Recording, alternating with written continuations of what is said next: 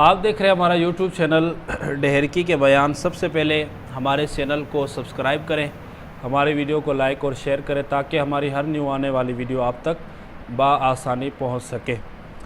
اللہ تبارک و تعالیٰ کی جو رحمت ہے وہ اس کے غضب پر حاوی ہے، یہ ہم سب کا عقیدہ ہے، ہمارا ایمان ہے۔ اور اللہ کی رحمت جو ہے نا، یہ بندے کے لیے بخشش کے بہانے ڈھونڈتی ہے کہ میرا یہ بندہ نیک کام کرے، اچھا کام کرے تو میں اس نیک اور اچھے کام کی وجہ سے اس کی بخشش کر دوں۔ اسی سے ملتا جلتا میں ایک واقعہ عرض کرتا ہوں۔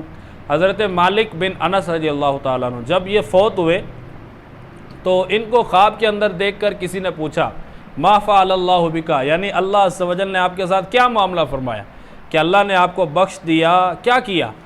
تو وہ کہنے لگے کہ رب تعالیٰ نے مجھے بخش دیا ایک کلمے کی وجہ سے۔ جی ہاں، ایک کلمے کی وجہ سے اللہ پاک نے میری بخشش کر دی۔ وہ کلمہ کون سا ہے اور وہ کلمہ کیسا ہے، وہ آپ نے کیسے سیکھا؟ تو حضرت مالک بن انس فرماتے ہیں کہ حضرت عثمان غنی جو تھے، اسلام کے تیسرے خلیفہ حضرت عثمان غنی رضی اللہ تعالیٰ عنہ، ان کی عادت ہوا کرتی تھی کہ یہ جب بھی کسی جنازے کو دیکھتے تو ایک کلمہ پڑھا کرتے تھے۔ وہ کلمہ سبحان الحی الذی لا یموت، سبحان الحی الذی لا یموت، سبحان الحی الذی لا یموت، یہ کلمہ ہے۔ اور اس کا مطلب یہ ہے کہ اس کلمے کا مطلب یہ کہ پاک ہے وہ ذات کہ جو زندہ ہے اسے کبھی بھی موت نہیں آئے گی۔ یہ رب تعالیٰ کے لیے ایک صفت ہے اور رب تعالیٰ کی یہ تعریف ہے، رب تعالیٰ کی یہ ثنا ہے کہ واقعی ہمارا رب تعالیٰ جو ہے وہ موت سے پاک ہے۔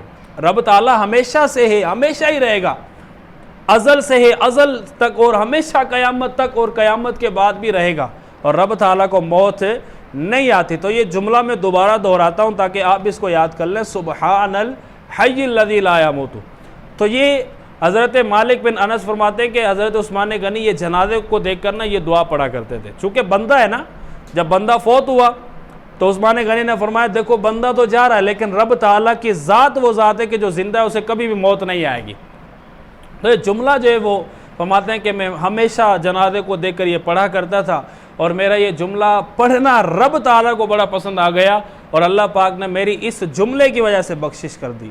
تو میرے میٹھے اسلام بھائیوں، اللہ تبارک و تعالیٰ ہمارے نیک اعمال کا محتاج نہیں ہے، ہماری نیکیوں کا محتاج نہیں ہے، فقط ضرورت اس امر کی ہے کہ ہم نے کوئی بھی ایسا کام کہ جو رب کی نافرمانی والا ہو وہ نہیں کر رہا، اور ہر وہ کام کہ جو ثواب کا کام ہو، اچھا کام ہو، نیکی کا کام ہو، چاہے پھر وہ چھوٹا ہو چاہے وہ پھر بڑا ہو، اس کام کو ہم نے چھوڑنا نہیں ہے، کرنا ہے۔ نیکی چاہے چھوٹی ہو بڑی ہو اس کو کرنا ہے، اور گناہ چاہے چھوٹا ہو بڑا اس کو نہیں کرنا۔ تو اب یہ رب کی مرضی پر موقوف ہے کہ اللہ کو کون سا ہمارا نیک عمل پسند آ جائے اور اس کی وجہ سے ہماری بخشش کر دی جائے۔ تو الحمدللہ میں نے جب یہ پڑھا تھا، آج سے تقریباً 12-13 سال پہلے کی میں بات بتا رہا ہوں، جب میں نے یہ واقعہ پڑھا تھا تو اس وقت سے میں نے اپنا ذہن بنا لیا تھا کہ یار یہ جملہ میں نے کہنا ہے۔ یہ میں ایک جو ہے وہ تحدیث نعمت کے لیے بتا رہا ہوں۔